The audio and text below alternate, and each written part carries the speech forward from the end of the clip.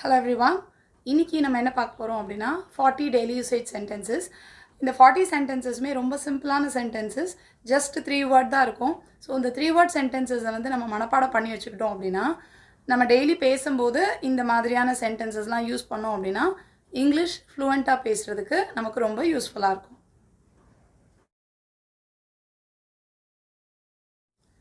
First one, turn everything off.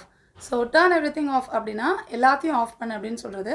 இப்போ நம்ம ஒரு ரூமை விட்டு கிளம்பும்போது இல்லை வெளியே போகும்போது ஃபேனு லைட்டு எல்லாத்தையும் ஆஃப் பண்ணிடு, கேஸ் எல்லாத்தையும் ஆஃப் பண்ணிடு அப்படின்னு சொல்லுவோமா, அந்த மாதிரி சொல்கிறதுக்கு டர்ன் எவ்ரி திங் ஆஃப் அப்படின்னு சொல்லிட்டு சொல்லலாம். Next one, take my advice. Take my advice அப்படின்றது நான் சொல்கிற அறிவுரையை ஒழுங்காக கேளு, நான் சொல்கிறத செய்ய அப்படின்னு சொல்கிறதுக்கு டேக் மை அட்வைஸ் அப்படின்னு சொல்லிட்டு சொல்லலாம். Next one, time heals every thing. இதுக்கு என்ன அர்த்தம் அப்படின்னா காலம் வந்து எல்லாத்தையுமே ஆற்றும் அப்படின்னு சொல்கிறது. அதாவது எந்த ஒரு கஷ்டமான விஷயமா இருந்தாலும் மனசில் ஒரு காயம் இருந்ததுன்னா நம்ம காலம் வந்து சீக்கிரமாக அதை குணப்படுத்தும், காலம் ஆக ஆக அதெல்லாம் சரியாயிடும் அப்படின்னு நம்ம யார்கிட்டயே சொல்கிறதுக்கு டைம் ஹீல்ஸ் எவ்ரி திங் அப்படின்னு சொல்லிட்டு சொல்லலாம். Next one, grab your bite. So grab your bite அப்படிங்கிறது என்ன, நம்ம ஏதாவது சாப்பிட்டுட்ருக்கோம் அப்படின்னா யாருக்காவது இந்த தண்ணி ஒரு கடி கடிச்சிக்கோ அப்படின்னு சொல்கிறதுக்கு கிராப் யோர் பைட் அப்படின்னு சொல்லிட்டு சொல்லலாம். Next one, I found that funny. So I found that funny அப்படின்னா எனக்கு அது ரொம்ப காமெடியாக இருந்தது, எனக்கு ரொம்ப சிரிப்பாக இருந்தது அப்படின்னு இந்த விஷயத்தையாவது நம்ம யார்கிட்டயே சொல்லணும்னா ஐ ஃபவுண்ட் தட் ஃபனி அப்படின்னு சொல்லிட்டு சொல்லலாம். Next one, enough is enough. So enough is enough அப்படின்னா இது வரைக்கும் நடந்ததெல்லாம் போதும் அப்படின்னு நம்ம சொல்கிறதுக்கு இனஃப் இஸ் இனஃப். போதும்னா போதும் தான், அவ்வளோதான், இதோட போதும் தான் எல்லாமே அப்படின்ற மாதிரி சொல்கிறதுக்கு இனஃப் இஸ் இனஃப் அப்படின்னு சொல்லிட்டு சொல்லலாம். Next one, the roof is leaking. Roof is leaking அப்படின்னா நம்மளோட வீட்டுடைய மேற்கூரை ஒழுகுது, மழைனால ஒழுகுது அப்படின்னு சொல்கிறதுக்கு த ரூஃப் இஸ் லீக்கிங் அப்படின்னு சொல்லிட்டு சொல்லலாம். Next one, did U double check. So did U double check அப்படின்னா ஒரு தடவைக்கு 2 தடவை நல்லா பார்த்துட்டியா அப்படின்னு நம்ம எதையாவது கேட்போம்ல, நல்லா கவனிச்சு பார்த்துட்டியா, எல்லாத்தையும் நல்லா கரெக்டாக இருக்கான்னு செக் பண்ணிட்டியா, 2 வாட்டி செக் பண்ணியா அப்படிலாம் கேட்குறதுக்கு டிட் யூ டபுள் செக் அப்படின்னு சொல்லிட்டு கேட்கலாம். Next one, stop that immediately. So stop that இம்மீடியட்னா உடனே அதை நிப்பாட்டு, ஏதோ ஒரு வேலை நடக்குது உடனே அதை நிப்பாட்டு அப்படின்னு சொல்கிறதுக்கு ஸ்டாப் தேட் இம்மீடியட்லி அப்படின்னு சொல்லிட்டு சொல்லலாம். Next one, stop that nonsense. So stop that nonsense அப்படின்னா அந்த முட்டாள்தனமான வேலையை உடனே நிப்பாட்டு அப்படின்னு சொல்கிறதுக்கு ஸ்டாப் தேட் நான்சென்ஸ் அப்படின்னு சொல்லலாம். ஸோ வேலை மட்டும் இல்லை, எந்த ஒரு காரியமாக இருந்தாலும் ஒரு பேச்சோ இல்லை ஏதோ ஒன்று அவ்வளோ தூரத்துக்கு நல்லா இல்லை அப்படின்னு சொன்னோன்னா அந்த முட்டாள்தனமான விஷயத்த உடனே நிப்பாட்டு அப்படின்னு சொல்கிறதுக்கு ஸ்டாப் தட் நான்சென்ஸ் அப்படின்னு சொல்லிட்டு சொல்லலாம். Next one, take an up. Take an up அப்படின்னா யாராவது ரொம்ப டயர்டாக இருக்குன்னா போய் ஒரு குட்டி தூக்கம் போட்டுவா அப்படின்னு நம்ம சொல்கிறதுக்கு டேக் அன் ஆப் அப்படின்னு சொல்லிட்டு சொல்லலாம். Next one, yours is better. So yours is better அப்படின்னா உன்னோட இது நல்லா இருக்குது அப்படின்னு சொல்கிறதுக்கு. இப்போ வந்து யாராவது நம்ம ஒரு விஷயம் வச்சுருக்கோம் கையில், நம்மளுக்கு நம்ம ஃப்ரெண்டு இன்னொருத்தங்க இன்னொரு விஷயம் வச்சுருக்குறாங்க. ஸோ ரெண்டையும் கம்பேர் பண்ணி பார்க்கும்போது என்னோடதை விட உன்னோடது நல்லாயிருக்கு, என் ட்ரெஸ்ஸை விட உன்னோட ட்ரெஸ் நல்லாயிருக்கு, என் செலெக்ஷனை விட உன்னோட செலெக்ஷன் நல்லாயிருக்கு அப்படி சொல்கிறதுக்கு யுவர்ஸ் இஸ் பெட்டர் அப்படின்னு சொல்லிட்டு சொல்லலாம். நெக்ஸ்ட் ஒன், வேக் தம் அப். ஸோ வேக் தம் அப் அப்படின்னா அவங்களெல்லாம் எழுப்பி விடு அப்படின்னு அர்த்தம். ஸோ தூங்கிட்டு இருக்கவங்கள எழுப்பி விடு, அவங்க எல்லோரும் எழுப்பு அப்படின்னு சொல்கிறதுக்கு வேக் தம் அப் அப்படின்னு சொல்லிட்டு சொல்லலாம். Next one, wait till 7. So wait till 7 அப்படின்னா 7 மணி வரைக்கும் எனக்காக காத்திரு. ஸோ இது வந்து உங்களுக்கு எந்த டைம் வேணுமோ அந்த டைம் சொல்லிக்கலாம். Wait till 10, wait till 11, wait till 8 அந்த மாதிரி உங்களுக்கு எந்த டைம் வேணுமோ அந்த டைம் சொல்லிக்கலாம். யாரையாவது காத்திருன்னு சொல்கிறதுக்கு வெயிட் டில் 7 அப்படின்னு சொல்லிட்டு சொல்லிக்கலாம். Next one, try this out. Try this out அப்படின்னா இதை வந்து கொஞ்சம் முயற்சி செய்து பாரு. இப்போ வந்து இது நிறைய விஷயத்தில் நம்ம சொல்லலாம். இப்போ நம்ம ஒரு புதுசாக ஒரு சாப்பாடு சாப்பிட்றோம் அப்படின்னா நம்ம ஃப்ரெண்டுக்கிட்ட இதை கொஞ்சம் சாப்பிட்டு பாரு, நல்லா இருக்கான்னு பாரு அப்படின்னு சொல்கிறதுக்கும் ட்ரை திஸ் அவுட் அப்படின்னு சொல்லலாம். ஒரு புதுசாக ஒரு ட்ரெஸ் இருக்குது, இதை கொஞ்சம் போட்டு பாரு, நல்லா இருக்கான்னு பாரு அப்படின்னு சொல்கிறதுக்கும் ட்ரை திஸ் அவுட் அப்படின்னு சொல்லலாம். ஒரு கையில் ஒரு வாட்ச் கட்டியிருக்கோம், இது எப்படி இருக்குன்னு போட்டு உனக்கு பாரு, உன் கையில் கட்டி பாரு, இந்த மாதிரி எந்த விஷயத்தையும் செஞ்சு பாரு அப்படின்னு நம்ம சொல்கிறதுக்கு ட்ரை திஸ் அவுட் அப்படின்னு சொல்லிட்டு சொல்லலாம். Next one, try once again. So try once again அப்படின்னா மறுபடியும் ஒருக்க முயற்சி செய் அப்படின்னு சொல்கிறது தான் ட்ரை ஒன்ஸ் அகேன் அப்படின்னு சொல்கிறோம். முக்கியமாக இதை வந்து நம்ம ஃபோன் பண்ணுறதுக்கு சொல்லலாம். யாருக்காவது ஃபோன் பண்ணிட்டு அவங்க கால் அட்டன் பண்ணல, லைன் கிடைக்கல அப்படின்னா நம்ம சொல்கிறோன்னா ஓகே இன்னொரு தடவை நீ கொஞ்சம் கூப்பிட்டு பாரு, இன்னொரு தடவை ட்ரை பண்ணி பாரு அப்படின்னு சொல்கிறதுக்கு ட்ரை ஒன்ஸ் அகேன் அப்படின்னு சொல்லிட்டு சொல்லலாம். Next one show me again. So show me again அப்படின்னா மறுபடியும் என்கிட்ட ஒரு தடவை காமி அப்படின்னு சொல்கிறதுக்கு ஏதோ ஒரு ஃபைலோ இல்லை ஏதோ ஒரு விஷயத்தை வந்து ஃபோட்டோவோ ஏதோ ஒருத்தங்க நம்மகிட்ட காமிக்கிறாங்க, நம்ம சரியாக கவனிக்கல, இன்னொரு தடவை காமி என்கிட்ட அதை அப்படின்னு நம்ம சொல்கிறதுக்கு ஷோ மீ அகேன் அப்படின்னு சொல்லிட்டு சொல்லலாம். நெக்ஸ்ட் ஒன் மணி சேஞ்சஸ் பீப்புள். ஸோ மணி சேஞ்சஸ் பீப்புள் அப்படின்னா பணம் வந்து மனுஷனை மாற்றிடுது அப்படின்னு சொல்கிறது. இது வந்து ப்ராக்டிக்கலாக நம்ம எல்லாருமே பார்த்துருப்போம். பணம் வந்து எப்படியெல்லாம் ஒரு மனுஷங்களை மாற்றுது, அவங்களுடைய குணத்தை வந்து எப்படியெல்லாம் மாற்றுது அப்படின்றத நம்ம பார்த்துருக்கலாம். ஸோ அந்த மாதிரி நம்ம யார்கிட்டையாவது பணம் வந்துச்சு அதனால் இப்படி பண்ணுறான் அப்படின்லாம் சொல்கிறதுக்கு மணி சேஞ்சஸ் பீப்புள் அப்படின்னு சொல்லிட்டு சொல்லலாம். Next one nobody believes him. So nobody believes him அப்படின்னா யாருமே அவனை நம்ப மாட்டாங்க. So nobody believes him. Next one make a decision. So make a decision அப்படின்றது என்னென்னா இந்த விஷயத்தில் ஏதாவது ஒரு முடிவெடு அப்படின்னு யார்கிட்டயா சொல்லணும்னா மேக் அ டெசிஷன் அப்படின்னு சொல்லிட்டு சொல்லலாம். Next one prove him wrong. So prove him wrong அப்படின்னா யாராவது ஒருத்தர் ஒரு விஷயம் சொல்கிறாங்க அப்படின்னா அவங்க சொல்கிறதுல தப்பு இருக்குது, ஒரு குறை இருக்குது அப்படின்னா அவனோட தப்பை அவனுக்கு புரியவை அப்படின்னு சொல்கிறதுக்கு ப்ரூவ் ஹிம் ராங் அப்படின்னு சொல்லிட்டு நம்ம சொல்லலாம். இப்போ நம்மளே ஏதாவது சொல்கிறோன்னா என்னோடய தப்பை எனக்கு என்னன்னு காமி பார்க்கலாம், என்னன்னு புரியவை எனக்கு, அதை என்னன்னு சொல்லுன்னு சொல்கிறதுக்கு ப்ரூவ் மீ ராங் அப்படின்னு சொல்லலாம். யார்கிட்ட எந்த தப்பை அவங்களோட பண்ண தப்பை புரிய வைக்கிறதுக்கு ப்ரூவ் போட்டு prove her wrong, prove me wrong, prove him wrong அப்படின்னு சொல்லிட்டு சொல்லிக்கலாம். Next one nothing has changed.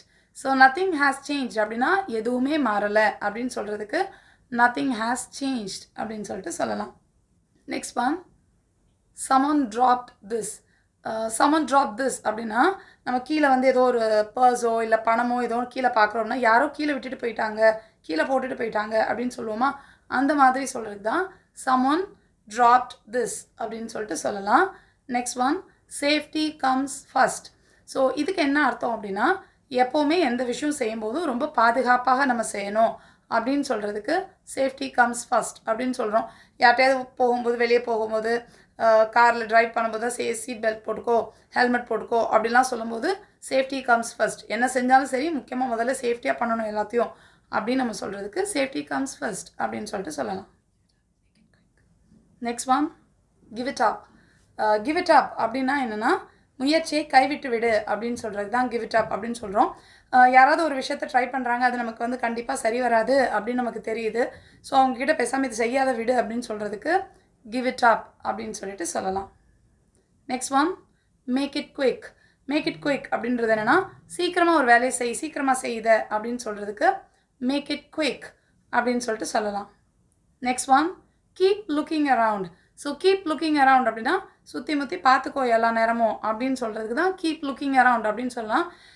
இப்போ ஏதாவது ஒரு டேஞ்சரஸான பிளேஸில் இருக்கிறோம், நம்ம ரோட்டில் இருக்கிறோம் ஏதாவதுன்னா அங்கங்கே சுற்றி பார்த்துக்கோ எல்லா இடத்துலையும், அங்கே எங்கே பார்த்துட்டுருக்கு எப்பவும் பார்த்துட்டே இரு, அங்கே சுற்றி பார்த்துக்கோ எல்லா இடத்தையும் அப்படிலாம் நம்ம வந்து ஒருத்தங்களுக்கு வார்னிங் கொடுக்கறதுக்கு கீப் லுக்கிங் அரவுண்ட் அப்படின்னு சொல்லிட்டு சொல்லலாம்.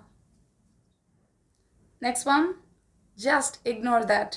ஸோ ஜஸ்ட் இக்னோர் தேட் அப்படின்னா அதை விடு, கண்டுக்காமல் விட்டுரு அதை அப்படின்னு சொல்கிறதுக்கு ஜஸ்ட் இக்னோர் தேட் அப்படின்னு சொல்லிட்டு சொல்லலாம். Next one let it try. So let it try அப்படின்னா அதை கொஞ்சம் காய விடு. ஒரு பெயிண்ட்டோ இல்லைனா ஒரு துணியோ ஏதோ ஒன்று ஈரமாக இருக்குது, அதை கொஞ்சம் காய விடு அப்படின்னு சொல்கிறதுக்கு லெட் இட் ட்ரை அப்படின்னு சொல்லிட்டு சொல்லலாம். Next one make her laugh. So make her laugh அப்படின்னா அவளை கொஞ்சம் சிரிக்கவை அப்படின்னு சொல்கிறதுக்கு இப்போ சின்ன குழந்தைங்கள்லாம் இருக்காங்க அப்படின்னா நம்ம விளையாட்டு காமிக்கிறதுக்கு வந்து சின்ன பசங்கள்கிட்ட சொல்லுவோம் கொஞ்சம் சிரிக்கவை, ஏதாவது விளையாட்டு காமி, அவளை சிரிக்கவை அப்படின்னு சொல்லுவோமா, அந்த மாதிரி சிரிக்கவை அப்படின்னு சொல்கிறதுக்கு மேக் ஹர் லாஃப் அப்படின்னு சொல்லிட்டு சொல்லலாம். இல்லை மேக் ஹர் ஸ்மைல் அப்படின்னு சொல்லலாம். இப்போ ஃபோட்டோலாம் எடுக்கும்போது அவளை கொஞ்சம் சிரிக்கவை அப்படின்னு சொல்கிறதுக்கு make her laugh, make her smile அப்படின்னு சொல்லிட்டு சொல்லலாம். Next one every minute counts. So every minute counts அப்படின்னா நேரம் வந்து பொன்னானது அப்படின்னு சொல்லுவோம்ல, ஒரு நொடித்துளியும் நமக்கு வந்து ரொம்ப பொன்னானது, ரொம்ப முக்கியமானது அப்படின்லாம் சொல்கிறதுக்கு தான் எவ்ரி மினிட் கவுண்ட்ஸ். நீ செய்கிற ஒரு நிமிஷமுமே வந்து நமக்கு ரொம்ப முக்கியமான விஷயந்தான் அப்படின்னு சொல்கிறது தான் எவ்ரி மினிட் கவுண்ட்ஸ் அப்படின்னு சொல்லிட்டு சொல்கிறோம். Next one read after me. So read after me அப்படின்னா நம்ம சின்ன குழந்தைங்க கிட்ட நான் சொல்ல சொல்ல திரும்ப சொல்லு அப்படின்னு சொல்லுவோம்ல, நான் சொன்னதுக்கப்புறம் அதே மாதிரி நீயும் ரீட் பண்ணுன்னு, அந்த மாதிரி சொல்கிறதுக்கு ரீட் ஆஃப்டர் மீ அப்படின்னு சொல்லிட்டு சொல்லலாம். Next one, only God knows. So only God knows அப்படின்றது அடிக்கடி சொல்லுவோம். யாராவது ஏதாவது கேள்வி கேட்டாங்க நம்ம கேட்டால், நமக்கு எல்லா கடவுளுக்கு தான் தெரியும், நமக்கு என்ன தெரியும் அப்படின்னு சொல்லுவோமா, அந்த மாதிரி சொல்கிறதுக்கு ஒன்லி காட் நோஸ் அப்படின்னு சொல்லிட்டு சொல்லலாம். Next one, mind your words. So mind your words அப்படின்றது ஒரு வார்னிங் கொடுக்குறதுக்கு, ரொம்ப அதிகமாக பேசாத, பார்த்து பேசு அப்படின்லாம் நம்ம வந்து கோவத்தில் யார்ட்டையோ சொல்லுவோம்ல, அந்த மாதிரி சொல்கிறதுக்கு மைண்ட் யோர் வேர்ட்ஸ் அப்படின்னு சொல்லிட்டு சொல்லலாம். நெக்ஸ்ட் ஒன், ஆஸ்க் மீ வாய். ஸோ ஆஸ்க் மீ வாய் அப்படின்னா ஏதாவது உனக்கு கேள்வி கேட்கணும்னா என்ன கேளு, என்கிட்ட ஏன் கேளு அப்படின்னு சொல்லுவோமா, அந்த மாதிரி கேட்குறதுக்கு ஆஸ்க் மீ வாய் அப்படின்னு சொல்லிட்டு சொல்லலாம். Next one, let me think. Let me think அப்படின்னா யாராவது நம்மக்கிட்ட ஒரு கேள்வி கேட்குறாங்க, சரி நான் யோசிச்சு சொல்கிறேன், என்னன்னு யோசிக்கிறேன் அப்படின்லாம் நம்ம சொல்லுவோம்ல, அந்த மாதிரி நான் யோசிக்கிறேன் அப்படின்னு சொல்கிறதுக்கு லெட் மீ திங்க் அப்படின்னு சொல்லிட்டு சொல்லலாம்.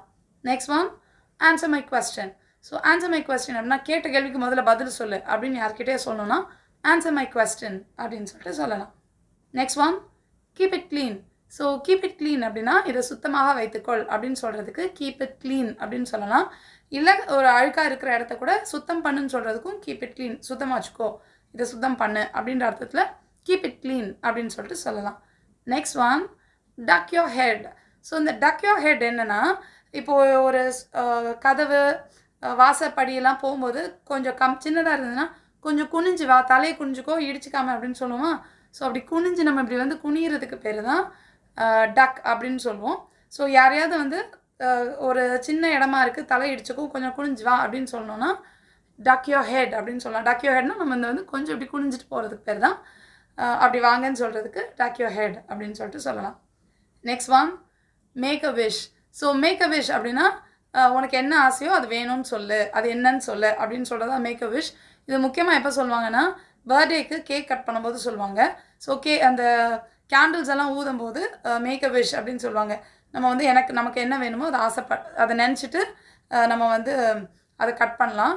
அதே மாதிரி நம்ம வந்து எப்படி சொல்லுவோம் அப்படின்னா, இந்த கண்ணில் இருக்கிற இமையில் உள்ள முடியெலாம் இருந்தது அப்படின்னா அதை நம்ம கையில் கிடச்சிதுன்னா உனக்கு என்ன ஆசையோ அதை நினச்சிட்டு ஊதி விடு அப்படின்னு சொல்லுவாங்கள்ல, அந்த மாதிரி உன்னோட ஆசையை சொல்லு அப்படின்னு சொல்கிறதுக்கு மேக் அ விஷ் அப்படின்னு சொல்லிட்டு சொல்லலாம்.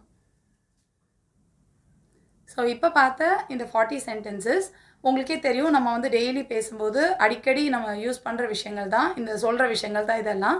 ஸோ இதெல்லாம் சின்ன சின்ன சென்டென்சஸாக இருக்கிறதுனால ஒரு 4-5 தடவை சொல்லி பார்த்து கொஞ்சம் மனப்பாடம் பண்ணி வச்சுட்டு நம்ம வீட்டில் அந்த சிச்சுவேஷன் வரும்போது நம்ம அப்பப்போ இதெல்லாம் வந்து சொல்லி ப்ராக்டிஸ் பண்ணோம் அப்படின்னா நம்ம இங்கிலீஷ் பேசுகிறதுக்கு ரொம்ப யூஸ்ஃபுல்லாக இருக்கும். ஆல் ஆஃப் அ சடன் நம்ம வந்து டக்குன்னு இங்கிலீஷ் பேசுங்க அப்படின்னா ரொம்ப ஃப்ளூயண்ட்டாக வர்றதுக்கு நம்ம கொஞ்சம் திணற மாதிரி இருக்கும். அந்த மாதிரிலாம் இல்லாமல் இருக்கணும் அப்படின்னா இந்த மாதிரி சின்ன சின்ன சென்டென்சஸை முதல்ல படிச்சுக்கணும்.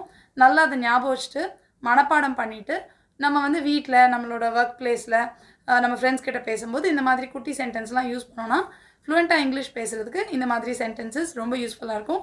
ஸோ கண்டிப்பாக இந்த 40 சென்டென்சஸும் மனப்பாடம் பண்ணிக்கோங்க.